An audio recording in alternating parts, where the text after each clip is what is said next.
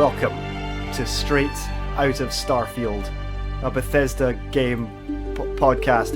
I'm your host, Todd, and I'm joined by my friend and co-host, Todd. How's it going, what? Todd? What? Todd, I need 16 times the detail. Or you? I don't understand. I need distant weather systems, Or you want about? and I need this to be 4 times bigger than Baldur's Gate 3. I think you're a bit confused there, Drew. I'm very tired. Yes, Starfield's out. Shut up! Who cares? Exactly. We're talking about Baldur's Gate 3 again. Game of the year, right here. We'll see, I guess. Hey, Andrew, how's it going?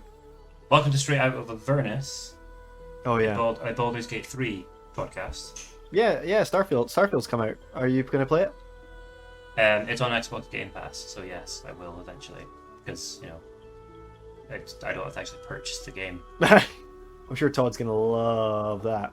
I'm sure it is a lot of fun, but I just think, I don't want to get too negative, but the last few installments from Bethesda, let's say, just haven't quite hit the mark. Been a bit shit, haven't they? Attack. So, was the Internet Historians got a good one on Fallout 76? I think I've watched that. Yeah. I've watched that more. If you combine the hours I've watched Internet Historian's video on Fallout 4 and put it into like order, into a sequence, and then put a layer on top of that of how much time I've put into Bethesda games, I think I've watched the Internet Historian video more. And I played some of them. Yeah.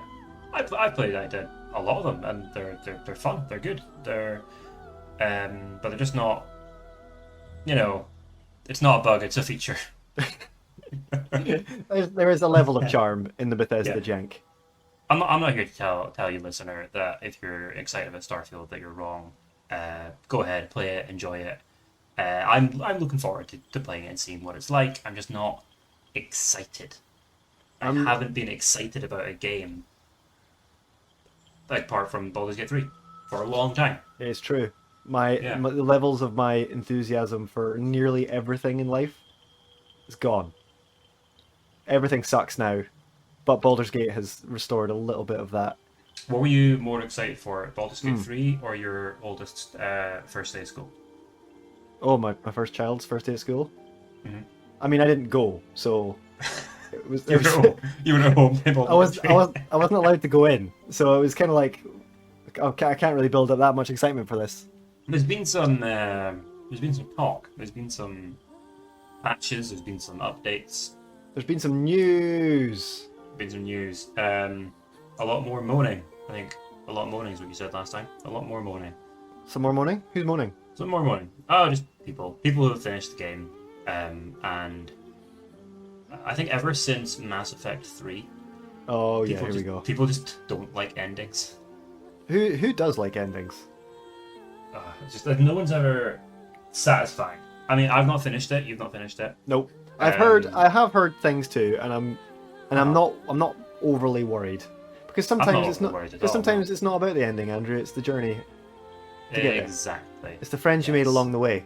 Yeah, I'm expecting to not have everything land. I've had some weird bugs and some weird kind of interactions. Things are triggering wrong sometimes. Yeah, and I think that's the main thing. It's not as evident in Act 1 and 2. Yeah. But in Act 3, and I've experienced a couple as well, your companions will speak about things that they shouldn't know about yet. Right, okay.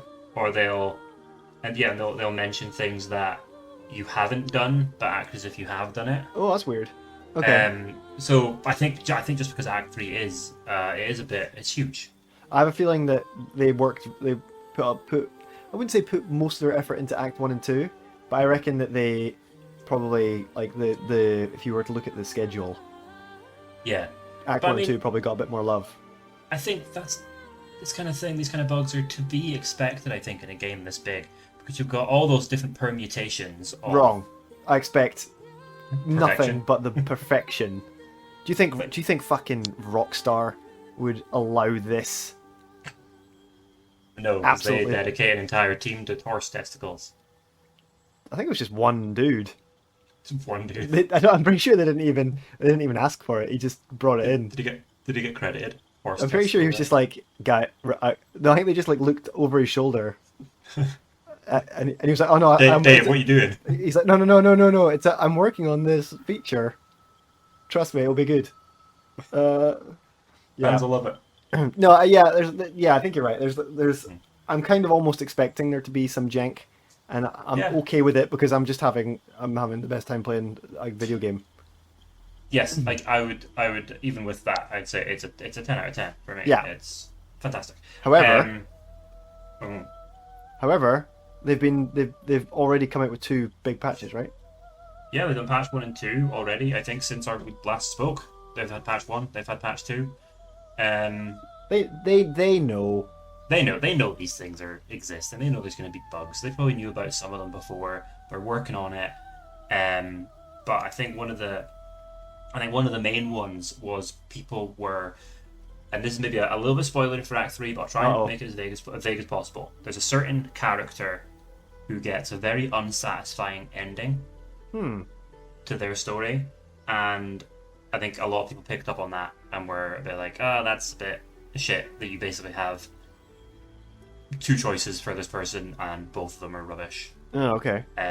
So they've added a third option. Oh, nice. Which is just kind of a bit more of a little bit more uplifting. But it doesn't change the ending, but it's just a little bit extra. I'm wondering how much they actually are going to get change in post.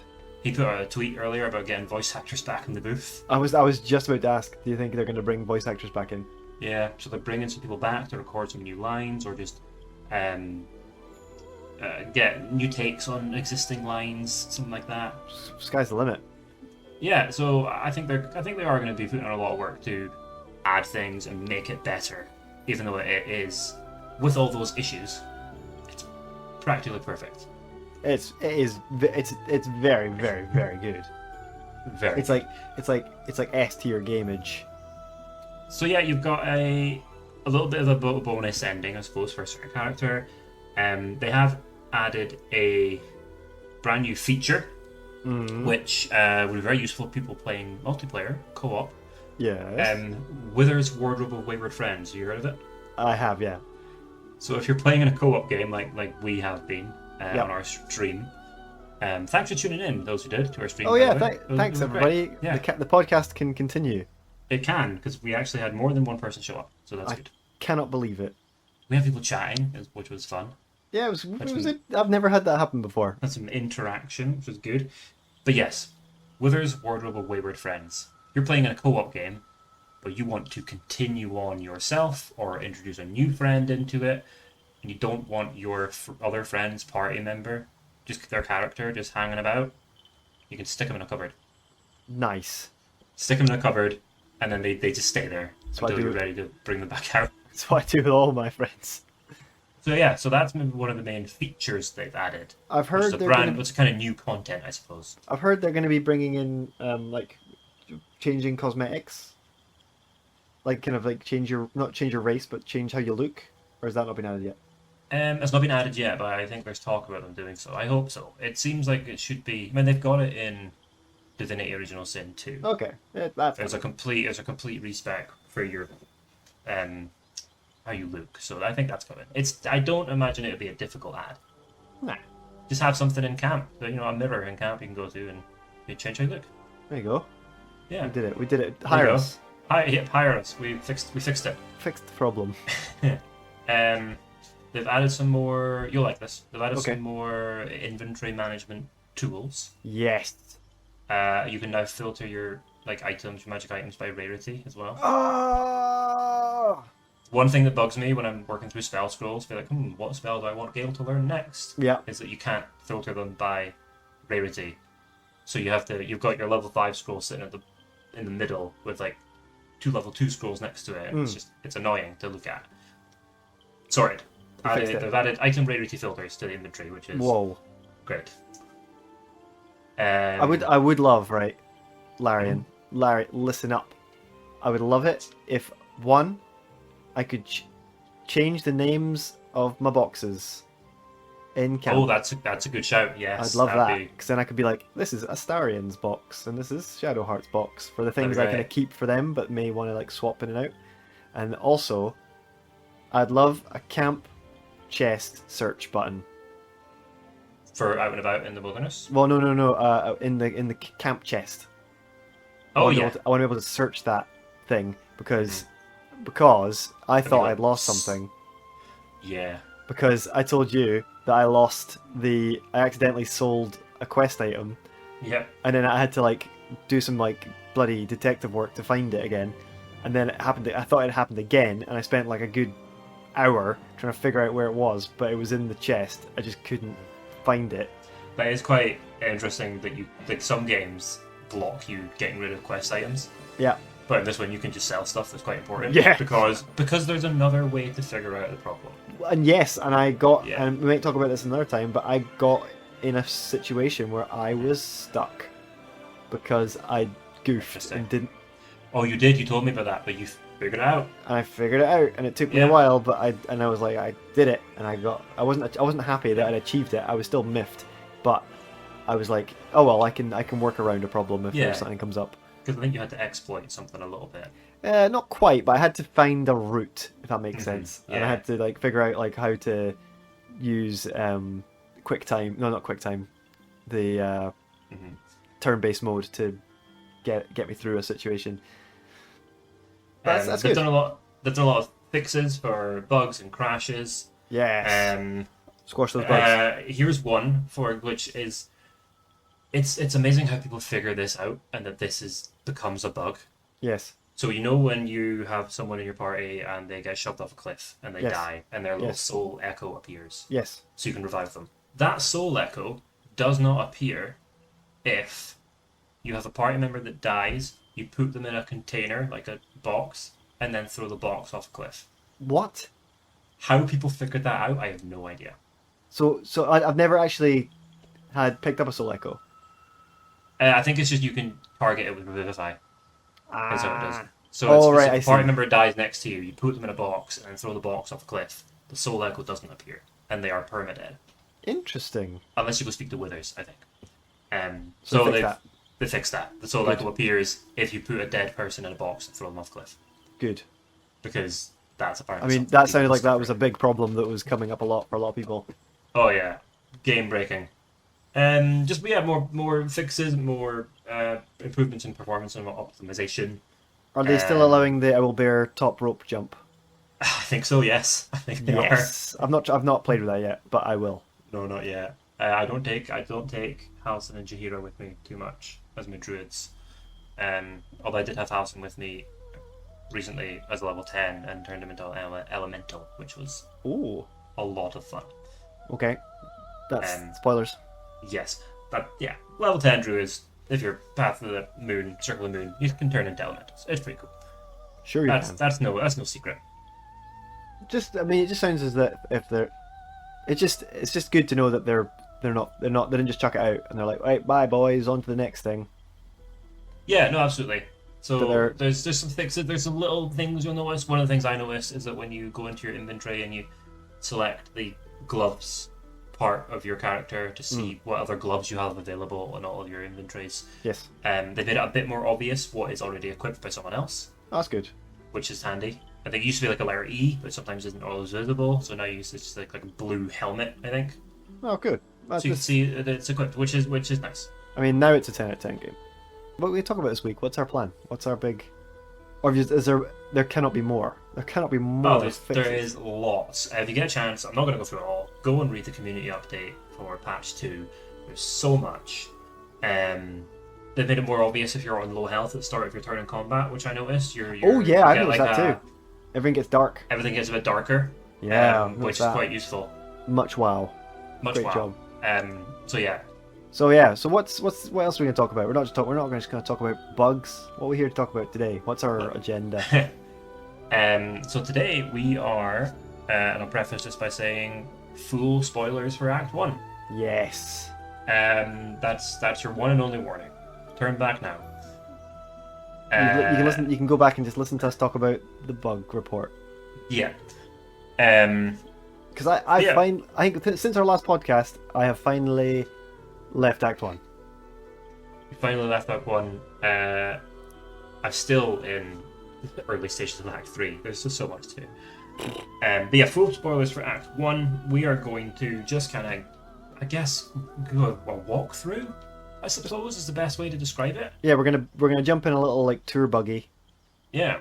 And we're just gonna kind of, like a little golf caddy, and we're just gonna kind of bumble through. Yeah. The first bit. So we're gonna start, I suppose, at the start. The best place to begin. The best place to begin is the beginning. No. The nautalloid. Oh, I'm back again. Back to Avernus. Still in it. I can't escape this fucking hell. What's this? Episode 8. We're still in hell. Still there again. We're going back.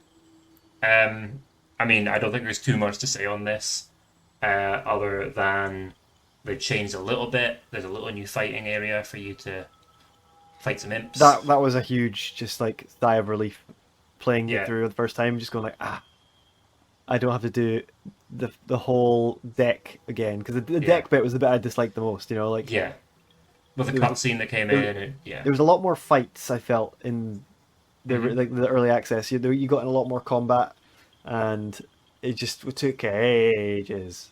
Yeah, so that was nice. A nice, refreshing little. They made it quicker. You get to. What did you think? What did you think about the design of the nautiloid? I mean, it looked. I mean, you obviously they used the art, just like boom, there's the outside. But what did you feel? Yeah. How did you feel about being aboard that weird thing? That's disgusting. It's awesome, isn't it? Yeah, it's disgustingly awesome. It's great. It's a living ship. You're inside a creature. I know, it's weird, isn't it? Yeah. And I love it how it's the mind flayers just don't know how to make them anymore.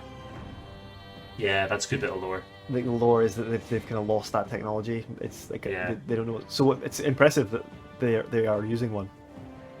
Yes, yeah, because they don't show up really in the adventure modules for D&D, because I don't think mind flayers show up too much either. But maybe. I'm not going to spoil. Okay. New books coming out. Oh. Well, a mind flayer nautalloid appears in the Spelljammer campaign. That's in the Spelljammer book. I've not read that yet. Well, don't. But there's one that shows up, and you can go on it. It's an impressive feat of technology within the D&D world for mind flayers. They've lost how to make it. It's the animation in the cutscenes of the tentacles, kind of like just moving, just really weirds me out. Yeah, it's creepy. They've definitely done does things justice. in my nethers. They've definitely done the nautalloid justice. It's great, and it's been pretty good since early access. It didn't need to change too much. They just made it a bit more. It flows better. A bit more efficient. Yeah, you get to where you need to go a little bit faster, which is nice. So the first interaction you can get with a proper NPC is Bazel. Oh yeah, Bazel. Well, I mean, you speak to us before then. You speak to us before then. Here, I discovered something new with us. If you botch the little mutilation that you do of him... Did this come up in our live stream? This came in our live stream. He runs away. And I was like, where's he gone? You find out. He appears. He reappears. He reappears later on with backup. So yeah, you get us. You can run into Lizelle. She's got a nice new cinematic where she does I love it how some of the characters have really cool intros. Like Lizelle's intro where she kind of like backflips over you. Will has a really cool intro. Yeah. Shadowheart says she kind of like flumps out of a pod. Yeah. She kind of just falls over. Not very graceful. No. But yeah. Then you get to Shadowheart. You can choose to free her or not. Yep. I mean, why wouldn't you? Why wouldn't you? It's always nice to have that extra backup in the fight to come. If you want that sword. Yeah, we're not talking about that. Oh no, we're gonna talk about it.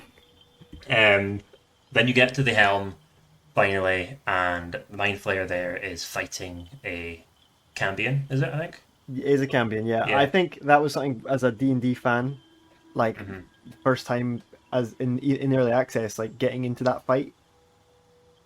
And just seeing the level of stuff that you're actually dealing with, it was just like very impressive. Like, I'm level 1. There's there's 2 mind flayers in this room. Oh, there's tons of Cambions. Yeah.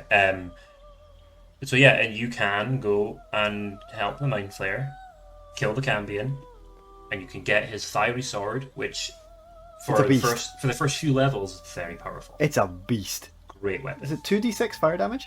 Something like that. Yeah, it's Ugh. great. And we managed to get it in our stream, Drew. We eventually got it. It took 2 tries. I mean, it wasn't our finest hour. It was not. I feel like our first time was like, or just our communication. Our communication wasn't right, No, it wasn't. and we Right. couldn't hit a fucking thing. That's the thing. The dice was not with us because yeah, we just kept missing. I mean, it's a testament. It's a testament to what you can achieve in Dungeons and Dragons as a game. Mm-hmm. If you put I mean, if this was a normal session of D&D, you'd all be dead. Yes. Luckily, the Cambion and the Mind Flayer are aggroed to each other. Yes, they don't attack you until one of them dies. Yeah. It was as soon as the Mind Flayer died, which is not what you want, because then the Cambion turns on you, and his 2 friends come in. Yeah. Yeah, that's the thing. You can't just beat on him until he's dead. You have a timer. That's cool. It does add a bit of like pressure Yeah. to that fight. But once you don't have to get the sword. You don't have to fight him. You can just jump, run all the way to the end, go to the helm, and teleport out of Avernus. Straight out of Avernus. Straight out of Avernus to the material plane and the Forgotten Realms and Faerûn. Faerûn, yeah. Faerûn. Yeah, Faerûn, and you're on the Chianthar River. Yeah, Just up the road from Baldur's Gate. So you fall from the sky and you stop, you levitate. Fall to the ground, you wake up. I know, yeah. And you're on a lovely beach, covered in tentacles and burning stuff and dead people. Yes, and this is where you will find Shadowheart again. Yep. She's just there. She's just there on the beach. I preferred it when she was at the door. So did I.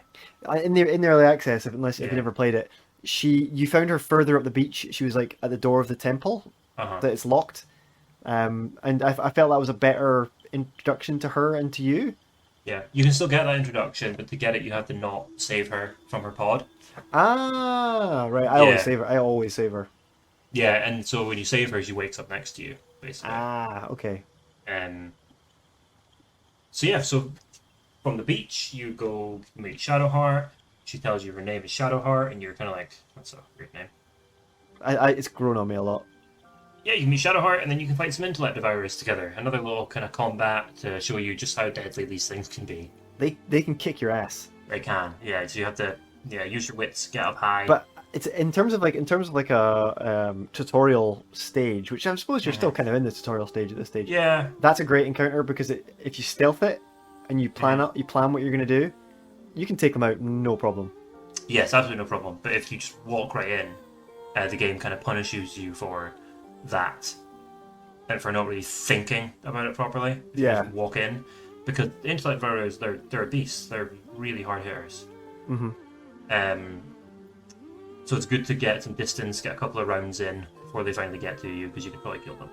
Oh yeah. Yeah, they're hard hitters. They got low hit points. I mean, I'm pretty sure I could take a brain. If somebody threw a brain at me, I'm pretty sure I could take it. You think? I think I could win that. A brain that is designed to. I mean, in D&D, They're a lot worse. they're a lot worse. I think they get you down to a certain amount of hit points, or they stun you, and then they just teleport into your head, and they take the place of your brain, and you're dead. Yep. I don't. Also, they can lower. They can also lower your intelligence. Yes. I'm gonna get the monster. I'm gonna get the monster manual right now. Listener. I'm gonna get it down. I'm gonna do a reading from the monster manual. While you're doing that, one of my favorite scenes in the Dungeons and Dragons movie is when they're in the Underdark and the intellect devourers walk past, and the paladin is like, intellect devourers. The higher the intelligence of the foe, the more they'll react to attack you, or something like that. And they just walk past everyone. I just ignore them. Yeah. And he's like, oh, that's a bit insulting. And it's great because you've got a paladin, a bard, a barbarian, a sorcerer. There's no wizard. All classes in the game and a druid. All classes in the game that do not need intelligence, so it's generally a dump stat. That's a good joke. And it's a great joke in the movie that is funny because they don't get attacked because they're smart. But it's also funny because it's accurate to D&D, and I like that. Hey, yeah, yo, listen to this. The Intellect Devourer on page 191 of the Monster Manual has an ability called Devour Intellect. The Intellect Devourer targets one creature it can see within 10 feet of it that has a brain. The target must succeed on a DC 12 intelligence saving throw against this magic or take 11 points of psychic damage. Also on a failure, roll 3d6. If the total equals or exceeds the target's intelligence score, the score is reduced to 0. The target is stunned until it regains at least 1 point of intelligence. Yeah, so it stuns you, and then when it stuns you, it can then jump into your body and kill you. Define. How do you regain your intelligence? Oof. Wish. It's like a really great joke in Team America, World Police, how their computer system is called intelligence. And when it goes offline, the Americans are all like, "We have no intelligence." Really great. Funny in the context of that movie, and not at all what we think about Americans, because most of our audience is from America, and we love it a lot. We love America. Fuck yeah. Yeah, I really like the Crash Nautiloid section. It's where you meet Astarion. He's just meet Astarion next. He doesn't get a cool introduction. I suppose he does try and like grapple you and not overly show you cool. his edge. Show you all his edges.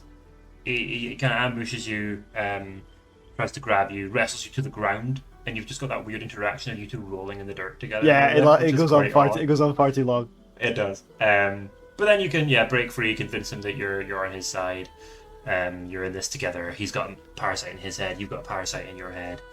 Oh my god! What a conundrum! Let's work together. Little hidden secret around that bit too. Go down the path a little bit towards the sea. Andrew. Yes. Are we gonna go through every area?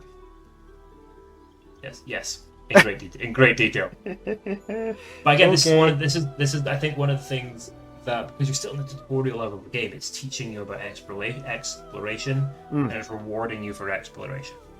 How long is this episode going to be? A while. You go down the path a little bit to the side, down the cliff, and if you pass a passive check, you can move a rock, find some treasure. It's a lot of treasure as well. It's quite a good It's good. It's good starting amount of treasure, and it's the game rewarding you in the early stages for exploring and teaching you to explore. Unfortunately, you have to be strong enough to lift the rock, and I never seem to have anyone that's strong enough at that stage. Yeah, unless you build a strength-based character, you will have to wait till you get Lizelle, which I always wait for a lot further up. Yeah, I always have to like send her back. I'm like, can you just you go back, get out of here. I'll go get that rock lifted. Yeah, which is it's quite funny. Because I don't know about you, but I am a total like I search every corner. Oh, I try to, yeah. But that's a good thing about the Nautiloid is if you look around, you'll find dead mind flayers. You'll find chests. You'll find things you can throw. There's lots of good things, little hidden things hidden away. So you need to always have that thumb on that Alt tab that just shows up all the gear. Yeah. The next kind of natural way that you go, the natural path. You encounter a dying mind flayer. You can kill it or snog it, or you can die right there and then as well. Great. I've how many of the straight to death cut things? Yeah. A few. Yeah. That's one of them. It is very much if you fail these saving throws, and again that's the game teaching you about saving throws. Mm-hmm. If you fail them drastically and you get a few chances, you die. You beef it, yeah. I do love it like when you do that cutscene and you fail it, Shadowheart and Astarion are just like standing beside you as you're getting your face munched off. That's why I like to always just have it in my head, if I do fail these checks, switch your character to someone else and have them just stomp the mindflayer in the head and kill it. Yeah, I do that. Next up, along the path, the Netherese portal. Oh, it's the boy. Yeah, again, teaching you about the fast travel system between these portals. Hell yeah. And although he is stuck in one. Gale is stuck in one, and you have to pull him out and free him. And they changed the line, Andrew. They changed the best line. Our favourite line in the game. Yeah. From early access. Yeah. How does it go? Well, it used to go, Ceramorphosis, it is to be avoided. It was so good. I don't even know how it goes now, it's just not memorable. He just says Ceramorphosis. Like a normal person. He doesn't go Ceramorphosis! Yeah, no grand gestures, it's just... I think... Anyway. If I ever have to say that in D&D, like as a DM, I mean, it's going to be the classic... Classic Gale. Classic Gale. Yeah, absolutely. Original Gale. Then you get to the first kind of big set piece for you in the game. The big dungeon in the area. First dungeon to explore. You get the Ruined Temple, and you get your first kind of NPC interaction that's not a party member. Really. That guy has a great voice line as well. Just where he shouts, Stop! Yeah. I love him. And that's a nice little fight. Teaches you about difficult terrain. It also teaches you a good way just that you can avoid a fight. Yep, you can cheese the fight and You just yep. You just don't have to fight them. You can just scare them away. You can scare them away, or you can just, when you're in the fight, you can cheese the fight by shoving that guy off the top of the wall. Yeah, the little halfling ranger. Shoot the crane and have the falling rock kill the two guys and reveals another entrance into the temple.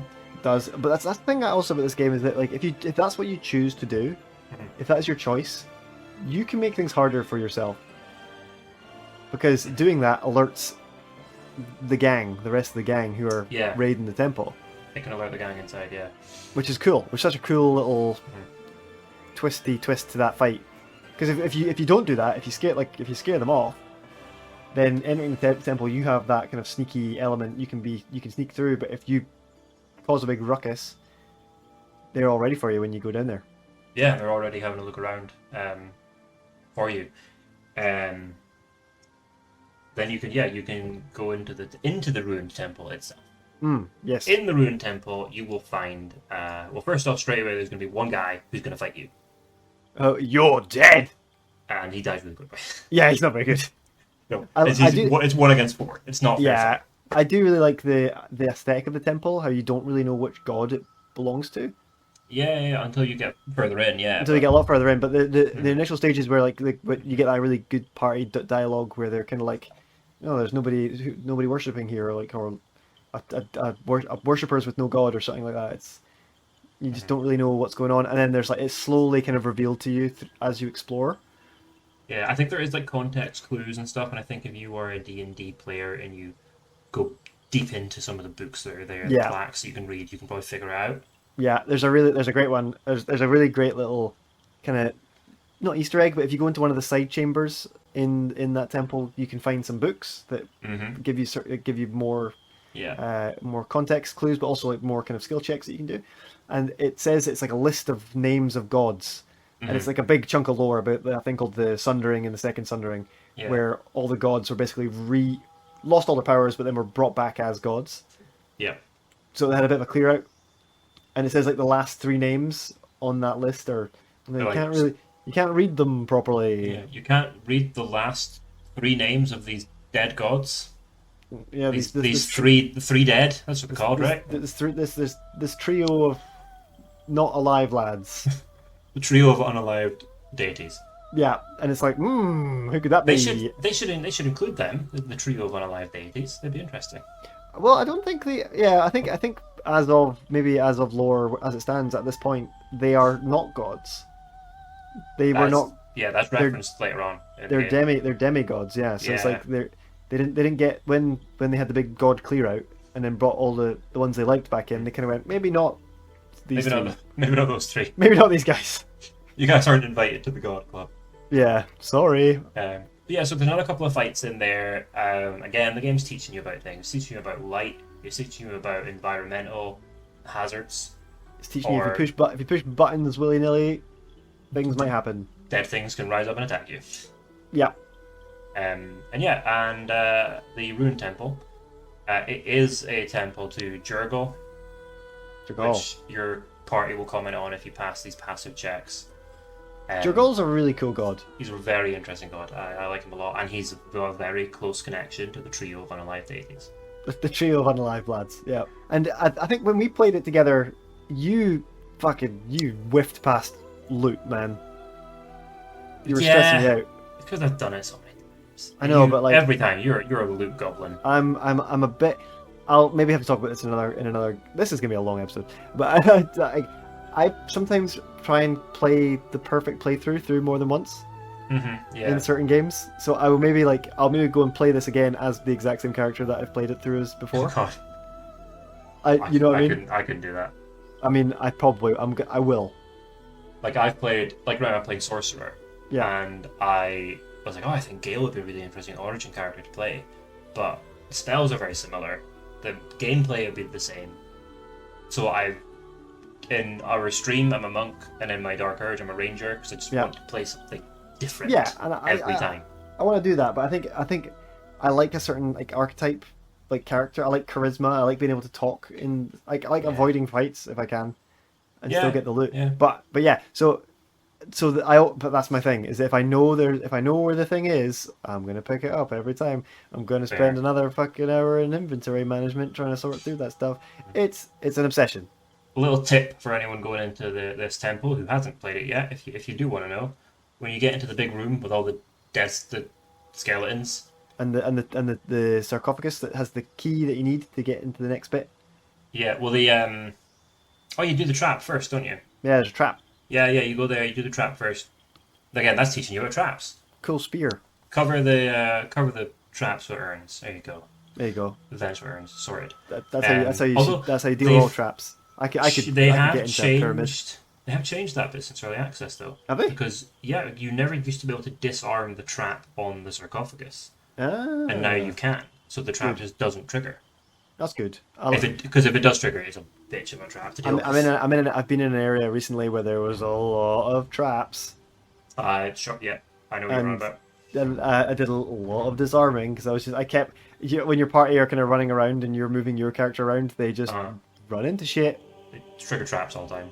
Traps going off all over the shop. Your NPC, your companion AI for trap triggering is shocking. It's bad. It's bad. I think this area is like one that you can totally miss, but I think it can be. I think once you know it's there, you need to go in. Yeah, there's a great item. There's a great camp companion, I suppose. You get. You go in there and you get Withers, who you basically bring him back from the dead just by opening his sarcophagus, and he's just there. And he just never leaves you. He's with you forever. I kind of want that expanded on. I want more. More to this because he's like, hey, I'm shacking up with you.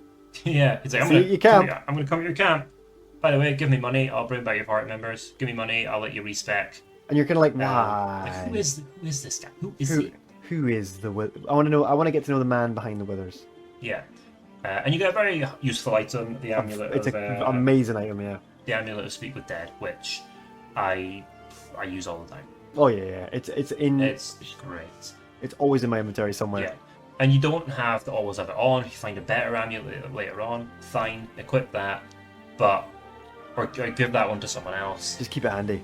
But yeah, because if you ever stumble across a group of dead bodies and you had nothing to do with it, speak to them. Chat to them. Give them a wee blather. You can find things out, which is super interesting. Do you know? I don't know how you play the game, right? But I play, as for example, this area here. I will do as much as I can without long resting. Yes, I tend to take my first long rest after this. Yes, that's what I was going to say. Is that I kind of have points that I'm kind of figuring out where's a good point to take your long rest, where you can feel like you've used everything. Yeah. I mean, I feel like the game is quite generous with how much like food loot it gives out for your camp. It is quite. But I really feel that like I try and make the most of it. Mm-hmm. I try and push. I think I do. On level 1, getting from the beach through the nautalloid and into this temple, is quite that feels like a level 1 achievement, level 1 or 2 achievement.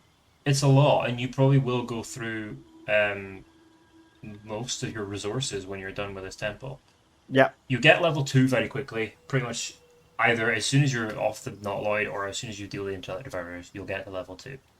Yeah, and then once you deal with this, you are on the cusp of level 3. You're not quite there.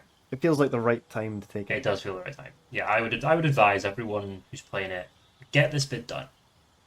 Have a long rest. You'll feel, because then you can leave again. You don't have to explore it. You don't have to take a long rest and explore anymore. I feel like it's a bit cheesing it a bit because you can cheese the long rest system in this game a fair bit if you've got lots of food, and the game is generous with food. Very generous, very generous. Tactician mode you require double the amount of food. Ooh. And our friend of the podcast, Sam, did say he's doing a tactician playthrough at the moment, and he's in Act 2, and he's only just got to a point where he has not enough food. Oh wow. Which is interesting because I've never not had enough food. It's something I'm wanting to actually bring into Dungeons and Dragons, into D&D. I think it doesn't really have like a good system in the kind of core rules. It has a system, but it's just not good. So, question: do you get Lysel first, or do you do the temple first? No, I do this first. Well, it depends. Yeah, because you can get Lysel by going up around to a bit to the top of the temple. You don't even have to do this. You can completely ignore it and go right past it. Completely ignore it. And you get Lysel, she's been captured by a couple of tieflings, you scare them off or persuade them to go away. Or just kill them. Or just kill them. And then you can get Lysel. And she just scowls at you and just calls you inadequate immediately. You'll probably have a full party at this point, so she'll go wait for you at your camp, even though you don't have one yet because you're not long rested. And then you can actually go to the temple by another route as well from here. Sure. And you can ambush the people that are outside it. How does that work? So you know when you go to Lysel and you Yes. go, if you go to the right, I'm going to say, you go east. Yeah, I'm with you. And you're at the top of the temple. Yes. I tend to sometimes, I drag a Starion out of the party. Yes. And I just have him hide and wait there. Mm-hmm. And then I'll go down with the other guys, with the rest of my party. I'll speak to that, what's his name, Gobstock or whatever his name is, I can't remember. Not Gobstock. Gimblebok? Gimblebok. Yeah. Yes! Speak to him. And then while I'm speaking to him, Astarion goes and just shoves the other guy off the wall. Yeah. The thing is, right, I want to know something, Andrew. Who's leaving barrels everywhere? All these barrels. There's just carts and barrels and stuff everywhere. Well, I think, people saw this ship crash. They legged it. And you'd legged it. I have a slight OCD panic about the amount of litter that's about. That's a lot in this bit, yeah. And no, I mean in just life in general, but in this bit, Right, okay. there's just like litter everywhere. There I mean, is. it's good because I can pick it up and use it in camp supplies, but where are these people? They're dead on the beach. I suppose, yeah. Yeah. There's loads of them. Squashed by the mouthful ship. Was it, I think, Mangled Fisherman is the name they give to the corpses? Mangled fisherman. Mangled Fisherman. Oh, That's all I knew when I grew up. speaking of naming of things, Yeah, it reminded me of one of the things they patched I didn't mention. Right. If you get polymorphed into a sheep and then save your game, Right. it used to permanently change the name of your saved game to sheep, That's good. which is good. But it fixed it, so it keeps it as it is. This is going to be a long podcast, Andrew.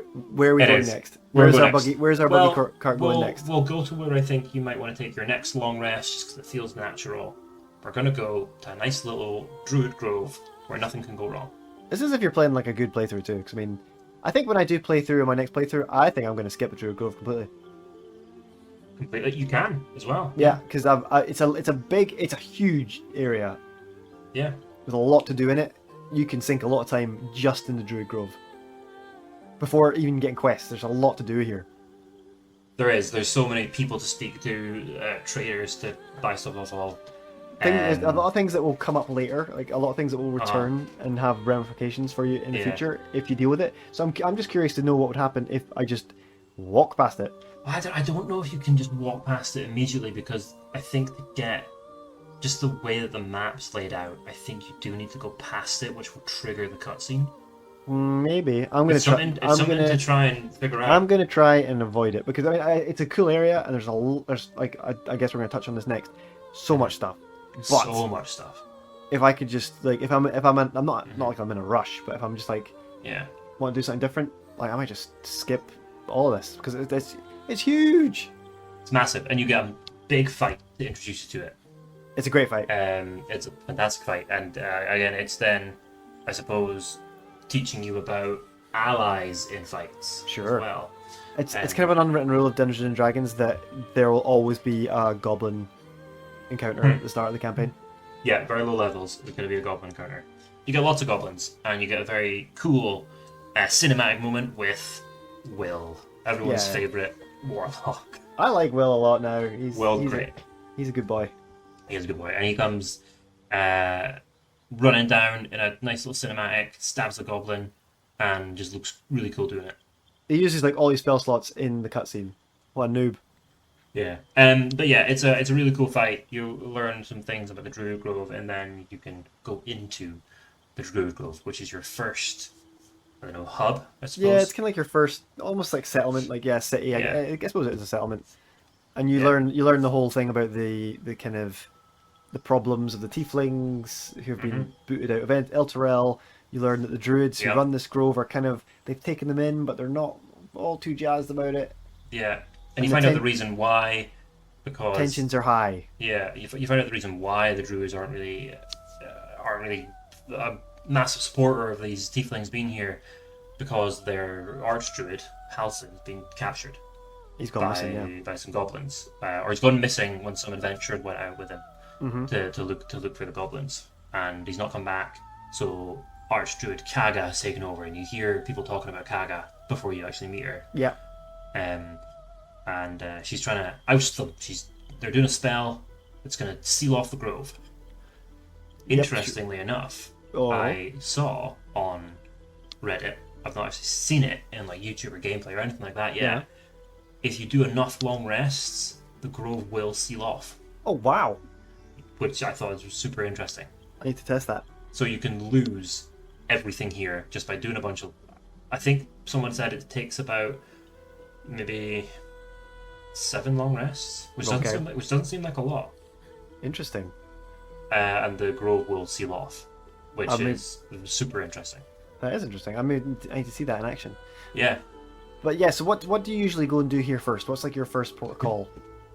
First thing I do is I go and speak to Zevlor and Aradin, who are having an argument. Oh yeah. I either get involved or I watch Zevlor punch Aradin, Or vice versa. or because I think you can punch Zevlor. I think Oh, okay. if you just leave it, I think Zevlor punches Aradin no matter what, or you All punch right, Aradin. Either way, Aradin's gonna get flattened probably. There's lots of really. I really like all the little interactions you can get involved with in the grove early on. There's the trio brothers and sisters of the tieflings. Yes, Roland. They're and trying to decide Yeah. trying to decide if they're going to stay and fight. You can get involved with that. There's a tiefling who's like a stargazer, or she's looking at her telescope. She's over her telescope in the daytime. Yeah, that's the first thing I do. It's weird. Oh, you though, have to right? do that. Yeah, you have to do that quick. When the ship is crashing, there's a cutscene and there's a bunch of Yeah. important NPCs Yeah, showing. yeah, And yeah. She's one of the important NPCs showing, and I don't understand why. Yeah, there's Because this she's tiefling not showing. that important. Yeah, she's not important at all. But No. you see her in the cutscene. Well, I suppose because she's looking through the telescope, because that's what she's doing. Yeah, but that doesn't need to be there. It's weird, but I think it's a cool. Hey, you get to use her telescope. You can use it, and you can spot a dragon. You can spot the red dragon. Yeah. Yeah. But I usually go and do that first, because if you don't do it first, the bugbear kills her. If you don't go up there, she just dies. Off camera, off scene, the bugbear kills her. So yeah, I go up there first. There's and been I a few kill the things bugbear. in my like perfect playthrough. You learn quick that there are certain things that if you don't deal with immediately, Yeah, they're gone when you return. yeah, and she's one of them. Yeah, she's one I of think them. if you go further into the Druid Grove, further than I've not tested it, but I guess further than speaking to Zevlor and Aradin, she just dies. Yeah. But she's obviously somehow important. She's got a soul coin on her. Yeah, I've not met her again. No, And I've not met her. I don't think I met her again. But yeah, And I'd like there's some characters here that I would have liked to have had more time with. well, you do get more time with those tieflings you were on before, Roland and his brother Yeah, and sister. they come up later. So if They you deal come with up later. if you deal with them, it comes up. Here, that comes up. I was shocked to see them again later on in the game. Oh yeah. I was even more shocked to see Roland again much later on. Ooh, interesting. And he can play a very important part in a very important combat encounter. Ooh, Which it was. spoilers. Yeah. I like at this part he's like a little apprentice wizard. He's pretty shit. He's such a douchebag. Yeah. I like that the his Roland brother and has sister. Roland has a redemption arc, I'll say. Yeah, I like how his brother and sister are kind of like saying like, "Oh yeah, has he shown off his thunder wave yet?" Yeah. But yeah, so they're talking about whether or not they should stay, and you don't really think your choice to tell them to stay or not is going to have much of an impact, because if you just go kill all the goblins and they don't attack the grove. Oh yeah. But your choice does matter, because they show up Wow. there. What have you had happen with the Quiney who's on her brother gets killed on the Yes. door? Because if you don't talk to her, she's gonna kill a goblin. What happens if you just ignore that? Is the goblin just dead? I'm assuming if you just ignore it, the goblin dies. I'm assuming Okay. so. Again, I've not tested that. There's a goblin in the jail. And she goes to just shoot her because her brother died at the gate. And she goes to this goblin prisoner, and you can show up and you can intervene and save the goblin for whatever reasons, or you can just let her shoot her. Yeah, and then you've got the big thing. Well, you talk to Will here, and you kind of get him on board with your party and stuff. Yep. He says he's looking for Karlach. Yeah, he's looking for Karlach. Which is an interesting. Devil incarnate, he says. Which is quite an interesting change from the early access. He's different. You can speak to Zevlor here. You can speak to my favorite interaction here is if you bring Lysel with you and you find the guy who saw you find Zoru. Zoru, the guy who saw the crash or saw the GIF. That you learn it's quite a fun interaction you can have with Lysel because she can't say tiefling. No, she can't. Or she doesn't. I don't know if she can't say or doesn't know what they are. She calls them tieflings. Tieflings. Yeah, and then you can correct her. You can correct her in dialogue, and she does a really great eye roll. Yeah, you can make fun of her.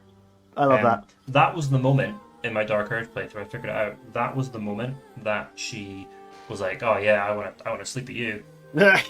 Because when you corrected her pronunciation. No, if you let her do the conversation with Zoru and force him to kneel in front of her. Oh. She's a bit like, oh you. Oh, she did that. There's the tiefling that's in she's in the kind of storeroom where her legs don't work because she's been slipped the potion. Did you kill her in our stream? No, I didn't. I got arrested. Oh yes, that's the first time I've ever experienced anyone getting arrested. I got arrested. I talked myself out of it, and they were like, "Okay, off you go," and then they just arrested me anyway. That was great, and we had to do. Astarion got arrested too. What was that? Yeah. I don't remember that, but I ended up in the jail. But then it's quite easy to get out of the jail. You can just jump out of it. I think Astarion got arrested because I was up with that lady getting her soul coin, and I think I pickpocketed her. And then no one saw it, and then a guard just comes up, and then it's like, "Oh, you've been spotted. Stop, you criminal scum!" And so he got arrested. Yeah. So we got arrested twice. Usually, the next thing I do is go down and find Kaga. You can interact a lot with the tiefling children here. Yes. Yes. There's a mall. They try and swindle you, little punks. They do try. Something I've never done is Maul, who's the leader of these tiefling thieving children. Mm. She asks you to steal the idol of Sylvanas. Does she? The one that the druids need, or she did in early access. Oh. The one that the druids need to complete this ritual. She can ask you to steal it. Nice. And I've never done it. Yeah, I've never done it. They're all surrounding it, looking at it. Yeah, the aggro on you. It's gonna be tough. We need that wizard's familiar cat. We need that cat. Oh yeah. The cat will cause a good distraction. Maybe we should do it.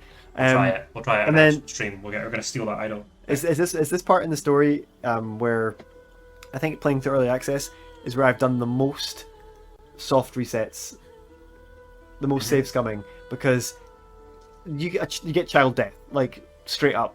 Yeah, straight up, and it's. I realized just doing my Dark Urge playthrough as well. You can instigate it. Oh my god. You egg on the snake. You're like, more child death. No, you don't egg on the snake. You egg on the child because you know the snake's about to strike. Oh right. And you can egg on the child to run. Nice. And as soon as she runs, snake attacks her. She dies. Straight up, child death. Yeah, I mean, there's probably some child death we're going to talk about later when we kind of talk more walkthrough. Yeah. But and again, these things feel, for the narrative of the gameplay, they feel inconsequential. But if you save her, that's important much later on. Yes, I've recently just dealt with this, and it's good. It's really good. So good. But it's this whole area when you go into the main kind of chambers. You meet Kaga. Obviously, you've got to deal with her and her nonsense. Uh-huh. You can learn her secrets if you just look around. Do some stealthing. Again, do some exploring. Steal a lockpick out of a chest and there's a hidden read a note. Yeah, a hidden chest, and she's got a note in it. If you find that note, then you can unravel her her Mhm. plots. Mhm. You can meet Nettie, who's never come up again. I wondered if Nettie would appear again somewhere. Mm. I like Nettie. I like her voice. She's like the kind of druid healer, Yeah, she's and I don't know she's is she a nice dwarf or a apart from halfling? I think she's a halfling. She's Yeah, nice apart from the fact she tries to kill you. yeah. She's really sad about Yeah, it. she's like, "Oh, I'll heal you, all right. Yeah, come here," and just cuts your wrist with a thorn. You're like, "What's that?" She's like, You're like, oh, I'm dying. Wyvern poison. You're gonna die." What? I know, right? There's a really great, like out of context screenshot of after she's healed the bird. Oh yeah. She says, "Life or death. It's up to you now." It's just this bird given fucking power over life and death. I love it. Nettie's kind of your first introduction to more people being infected with mind flare tadpoles other than yourself and your party members. Yeah, you get you can snatch a tadpole here and put it in your brain. You can, yeah, not yet you can't, but you can snatch one Ah, okay. in preparation for that. I have not done it. I'm saving that for another playthrough. You But can I've not done it. you can only start inserting mind parasites in your brain once you had your first visit from your dream visitor. Interesting, right? Yeah. I haven't done it. I've put them in a chest in my traveler's chest in the camp. I have not touched them. Oh, I've done it. Yeah, I'm going to save it for another playthrough. But Here's a little vaguish spoiler for the beginning of Yes. Act 3, Drew. mm, I have evolved. oh my god, Anyway, touch on that later. yeah, that sounds interesting. So Yeah, there's a dead dragon there is, yeah, who Nettie explains came out of the woods and attacked her and Halsin. yeah. And when they killed him, a mind flare parasite came out of his brain. You should speak to him afterwards. Yeah, you can speak to him. Again, Speak death, yeah. I get to speak to if you let the tiefling lady kill the goblin, speak to the goblin. The goblin. Nice. Yeah. There's a few other little areas around here that I think are really noteworthy. Mhm. One after dealing with all this, after dealing with that area, Mhm. is going and finding Volo. Finding Volo Vandervamp? Yeah, Huh? Volder Vanderkamp. Volo from Volo Scout to Monsters. How old is Volo? Because he seems like a I- fucking idiot, and he is like old school D&D Yeah. lore. He's 'Cause been around forever. Yeah, I think same with Minsk, I think. I know There's why been Minsk. some- I know. yeah, I know why he is Minsk is well. why is where he is. But with Volo, There's some shenanigans, I think, in the lore as to why because Volo is. because he seems like 100% incompetent. Yeah. But he's like he's been coming up in D&D lore since like probably second or third edition. Yeah. Volo's infamous. for I like his- I like him, but he's a fool. However, he can perform surgery on you, That is fun. and I'd advise you let him do it. Yeah, Yeah. permanent. I think it's like I think people are weird and are squeamish about stuff like this. Mm-hmm. Like, oh my god, he's putting an ice pick in my eye. Like, grow the fuck up. It's a video game. Permanency invisibility, which is always good. That is ace, yeah. And this is also you can also meet the bard here. I can never remember her name. Althira. Althira. She's ace. I love Althira. She again shows up in Act 2 and Act 3. She's there throughout if she doesn't die here. She's one of the people that I wish could be a companion. Well, Drew, Uh-oh, what? Go on. go play as the Dark Urge because she can join your camp. What? Yeah. I went up to her in here and I smashed her loot because I was being a dick. And then after I did all this, I went and long rested. Yeah. This cutscene, she shows up. She's like, "Oh, I ran away from the grove because it's gonna get attacked by goblins. Everyone's gonna die. I don't want to be there." And she's like, "Ugh, it's you. Ugh. Can I just stay here for the night? Then I'll be out of your hair." And you're like, "Yeah, sure, whatever. You can stay here, or you can tell me to fuck off. I will just stay here." Because I was like, "Yeah, cool. Althira, join my camp, I love Althira. companion, party member." You wake up in the morning, standing over her corpse. Oh no. You murdered her in your sleep. No. And then it's so cool. You get to choose then to either like cover it up or just leave her body out there for your companions to find. Nice. Yeah, Good hat for bards as well in the chest next to her. it's there. There's a just around the corner from her. There's a little chest, and in it there's a hat that's really good for bards. The cat think every curing. Every time you use your inspiration, I think you heal somebody else as well. Yeah, that's pretty good. It's good. Very nice. But then this is another area where if you don't deal with the problem, It just a kid dies. another kid dies. Yeah, A lot of child death in this game. yeah. There's a lot, and there's a bit later on that I think when we do come back to this series and talk about a bit later on, there is a part where I had to save some kids. Mm-hmm. And yeah, we'll talk about it later. But this kid here, I mean, I don't blame him. The song is awesome. He's in deep water. He's in trouble. Yeah, he's being lured in by some harpies.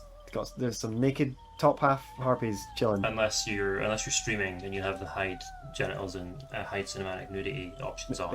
They have little little coconut breasts. little coconut breath. Yeah. Yeah.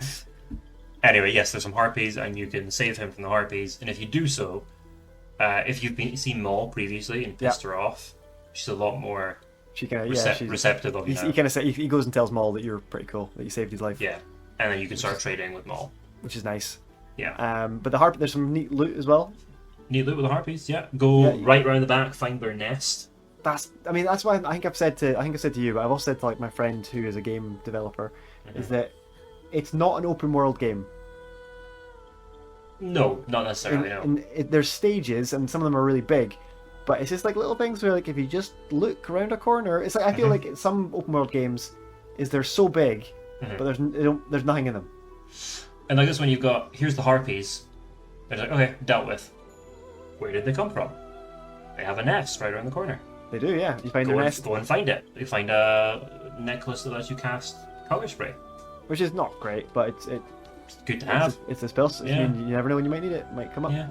But yeah, give it to Gale. Yeah, give it a go. It's not an open world game, but there is a lot of depth everywhere. It's not like how like in Assassin's Creed, it's like, oh man, this world's so big, but there's not like you're not just gonna find stuff everywhere you look. It's very kind of although it's big, it feels empty. But this is smaller, but feels full. There's something around every corner here. It's awesome. I mean, sometimes you can just walk over treasure chests that appear out of the ground. So it's like, yeah, right. Is there anything else? I mean, I think maybe we should one more thing I want to touch on within the Druid Grove before you leave it is the you can meet Auntie Ethel here. Oh yeah, you can. And she's very nice. She's lovely. She's a nice lady. You can trade with her. She's got some nice potions. She gives you freebies. She gives you freebies. Yeah, she's lovely. What a nice lady. What a nice lady. What a nice lady. Go and speak to Auntie Ethel. Have some healing. Mm-hmm. Another rough, one thing I might pick up on in here as well is that again there is a little secret thing going on that if you don't find it you'll never know about. Oh yeah. The goblins have found a secret way in. Yes, I love that. I remember finding that for the first time and feeling like a genius. I was like, has this been here the whole time? Yeah, it's near where the goblin prisoner Saza is. Yeah, it's in the prison. It's like you have to do some jumping.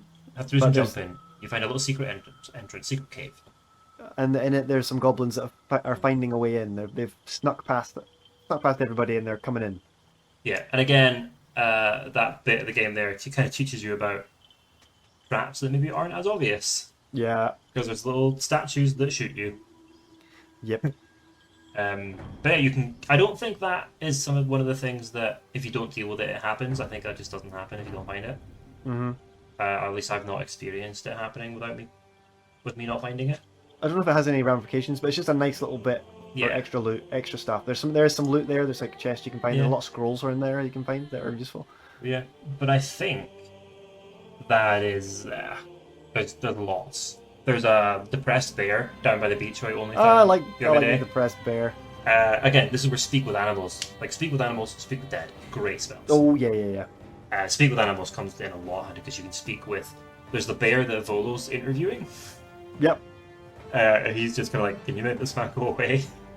There's the depressed bear that's waiting for Halcyon to come back, and there's the sleepy bear, Tuffet, on the lift. Oh, I didn't know his name was Tuffet. Yeah, Tuffet. I like the cow that tells you about the tieflings hiding gold in the hay. Yes, there's a cow that tells you about the tieflings hiding gold, and there's another cow or an ox who is he's called the Strange Ox. Oh yeah, I talked to him. Yeah, did you talk to him? He shows up in Act 2. Did you speak to him then? Oh no, where is he? He's the last light in. Oh, I'm there. He's the last light. Go and speak to him. What's he up to? Do you want me to tell you? Yeah, go ahead. Okay, spoilers for Act 2, people. Skip ahead about 20 seconds. He's an ooze. Oh my god! He's a shape-shifting ooze, and he drops a pretty cool item where you get bonuses to something whenever you're shape-shifted. Do you kill him? You piss him off enough that he just changes and attacks you, so yeah. Oh, that's so cool! Yeah. But Oh, yeah, I wish you hadn't told me that. I would have just gone spoken to him. we go speak to him anyway. How do I self reset? How do I? And you F8 and forget what I just told you. Oh, that's awesome. Yeah, I spoke to him. I was like, what the fuck is this cow up to? Yeah, yeah. I don't think there's anything other than. I don't want to spoil it, but yeah. Sure. Hey man, this is where we played up to in our live stream. This is where, so it feels like a natural place to stop. Where we should stop our little playthrough, our little buggy cart ride through Baldur's Gate 3. So you can stop here. You can take a nice long rest, and Oh fuck! Wait, stop. we're not taking a long rest. Short rest No. only. Yeah, no, sorry, shut up. We didn't talk about why the fuck, what you get out of being at the Druid Grove. You get your quest. Yeah. Oh yeah, of course they tell you to go kill the goblins. Yeah. Yeah. You get your big quest. Your first big quest here is Yeah. everyone's Kill like, sort out this mess. Yeah. There's druids. There's goblins. There's Yeah. tieflings. Sort it. Kaga wants you to help tieflings so that they will just fuck off. There's so many options. Yeah, and Will's alongside with this as well. Basically they go and kill the 3 goblin leaders. Is kind of what you're told. That's kind of like the main one, I think. That's the main like quest. Yeah, the big one. But you can. We're you sorry, can also- listener. We were about to send you off without your quest. Exactly. Can you imagine? You can completely bypass that. You can kick the tieflings out and help the druids secure the grove. You can help the tieflings take over the grove. Can you? Yes, by when you speak to Oh, you can go back before you've killed the goblin leaders and you've uncovered Kaga's secrets. there's that option, but you Uh-huh. can also just go and kill her. Yes, but good luck doing that without aggroing all the druids. Sure. Oh yeah, that's where the speak with animals comes in handy again, because you can just you can speak to all the rats, or you notice there's something fishy going on with the rats. Yeah, because the rats don't speak to you. Yeah, they're up Because for there's something. something fishy with those rats. Fishy rats. But anyway, now you've got your quest. Go and kill the 3 goblin leaders. And we'll find out how you got onto that the next time we do an Act 1 dive. Yes, So go and have a long rest. I love that quest. It's such a great quest. Get your 40 camp supplies ready. Sure, If you have a bard, get them to play a nice tune just to sing you to sleep. sure.